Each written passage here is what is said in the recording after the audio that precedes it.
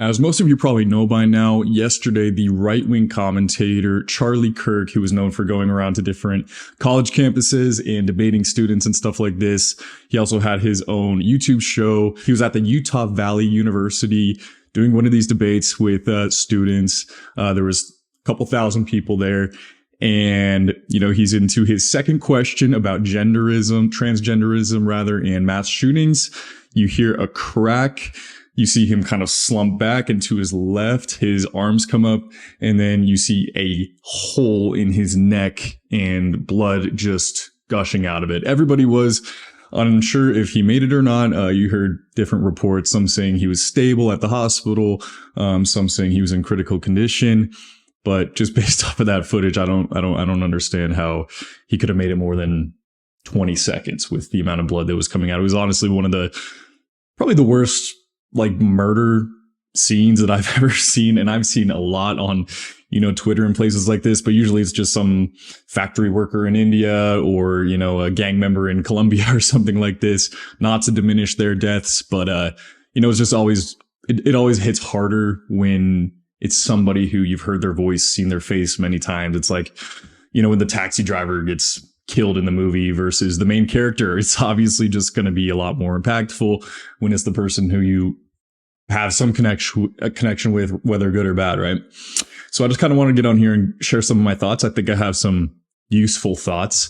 I don't really make this type of video very often, so I don't know. So anyways, to be totally honest, my very first reaction when just hearing about him getting shot, I was actually sitting right here doing some work, and my fiance came in and told me that Charlie Kirk got shot. My very first feeling was actually excitement and, kind of this giddiness to some degree. And I know that's wrong. Obviously it's wrong, but be honest, how many of you kind of felt the same way? And apparently I wasn't alone, because the UFC fighter Sean Strickland had this to say. All right, guys, I'm going to ramble on for a sec. Bear with me. But I'm on Twitter, and somebody says, hey, did you hear that Charlie Kirk got shot? And my gut reaction was like, no, I fucking didn't, but I'm excited. Like, I felt this little dopamine spike in me where I'm like, dude, I want to see the video. And then I seen the video real bad, but I still kind of excited from it. Like, oh shit, like I could feel like my muscles tensing. And then I start thinking, man, well, what's going to come from this? Was a shooter black? Was it a liberal? Am I going to get more fun? Am I going to get more violence? Let's burn this motherfucker down. I need some excitement. And then you start thinking, man, like, how the fuck did I become such a sociopath? Like, how am I so disattached from human beings? When people walk down the street, I don't even see people. I just see potential threats and problems. And then I think about, like, this is the last news cycle. We watched a girl get stabbed, murdered on a subway. We're watching little kids get pulled out of buildings because maybe somebody launched a rocket off of it. I don't fucking know why. But we are so desensitized and we're such sociopaths. It's kind of sad.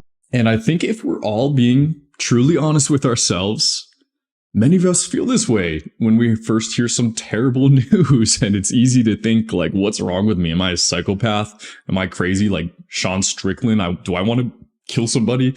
But no, guys, this is actually completely normal with how the brain operates. Human brains crave novelty and, emotionally charged situations, okay?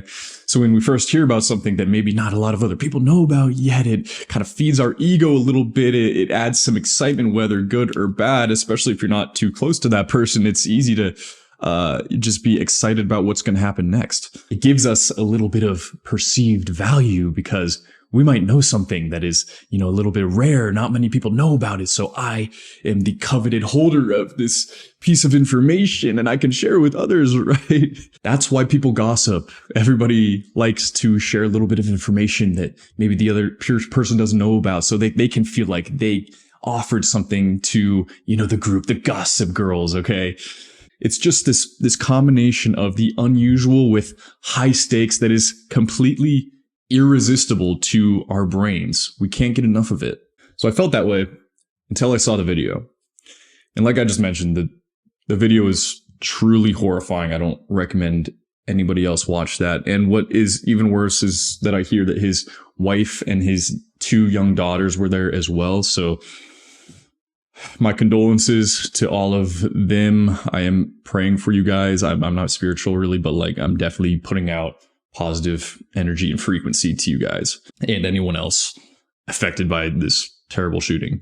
Now, I'm not a big Charlie Kirk fan. I did watch some of his clips and they were kind of good. I liked some of his debates and some of his points. So I watched some of his longer form debates. And then I realized, this guy's not really for me. He's a little bit too far right for me on some of his stingent topics. He seems very rigid in the things that he gets behind.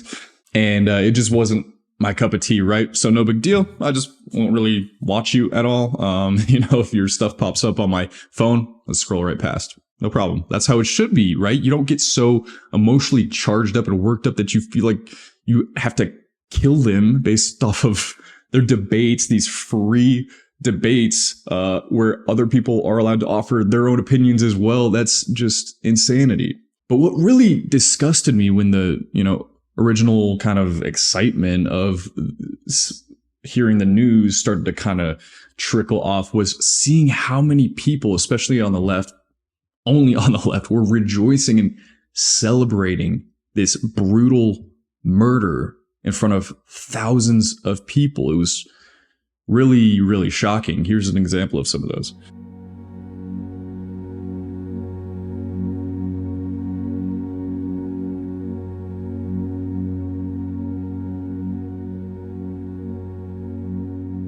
But as I thought more about it, I kind of started to change my view of it, my perception of it. If you were raised in a certain way for 20, 30, 40 years around a certain group of people with certain thoughts and a certain environment, it's only natural that you're going to have thoughts and feelings that represent that.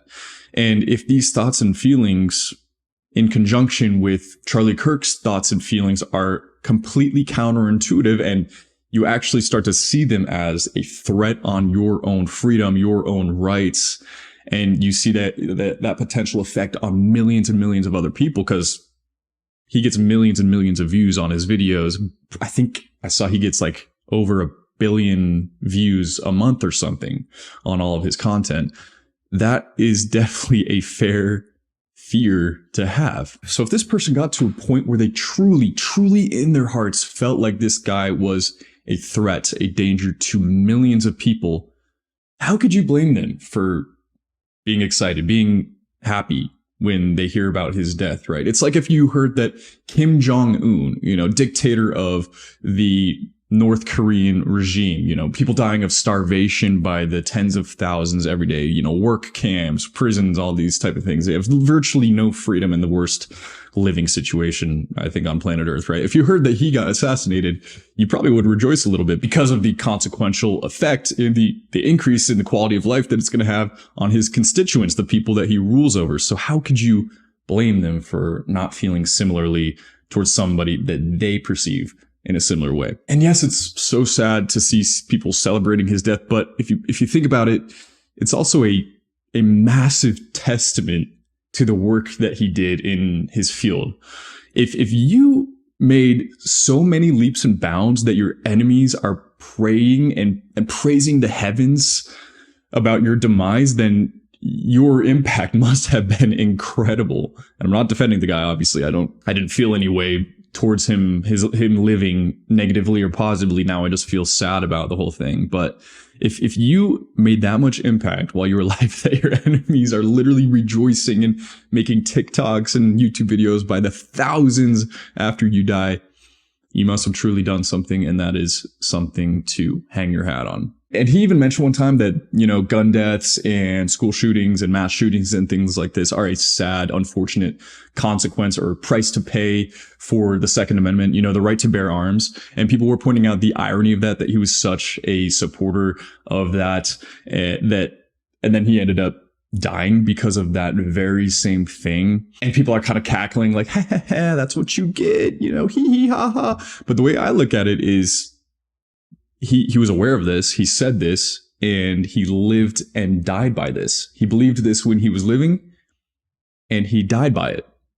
And so therefore he really did go out on his shield. He was a man of his word.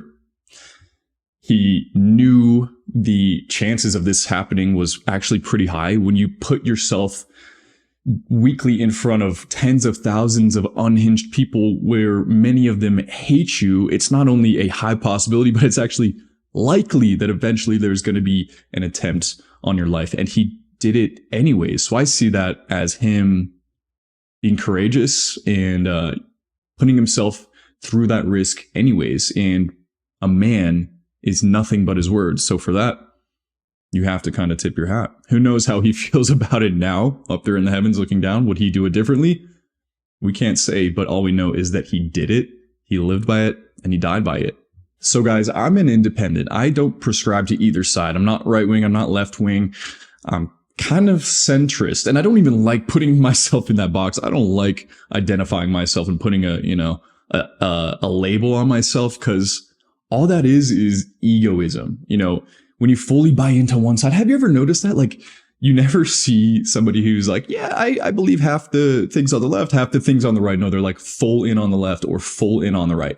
Like, how does that make sense? Like, if you dropped an alien on Earth, let's say an alien just came down from outer space, and, you're trying to convince him, or you're trying to see his opinions on politics, right? And you list out every policy on the left and right, but you don't put them in categories, right? And you let the alien decide which ones do you agree with. There's literally like zero chance that the alien is going to literally pick every single left policy or every single right policy. But yet somehow, by the millions and tens of millions, people in this country do that. They totally buy in and agree with every policy on one side or the other. I feel like I am in the vast minority of people who doesn't do that, who actually sees the policies for what they are. And people do this with sports teams. People do this with, other things. I don't know. So I urge you to think for yourselves. Don't completely buy into anything. Question everything.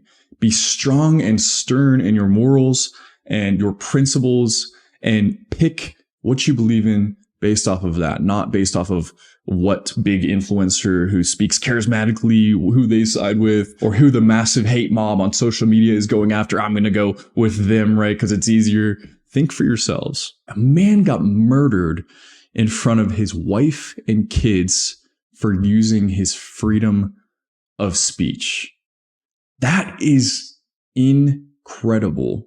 In a bad way. As one of his opponents, it is not your job to murder him and silence his ideas. It's your job to raise up your own ideas, sharpen your own debate skills so that you can override his with your own. If you're so sure, so solid in your beliefs, it should be easy. Or at the very least, raise your own soldier of truth. Don't make a martyr out of this person, because then you only make his voice stronger. Unfortunately, guys, there will never, ever be true peace in this country, or probably any country in the world. There's just way too many people to monitor all of them. And humans are flawed creatures, and human error is 100% guaranteed every time.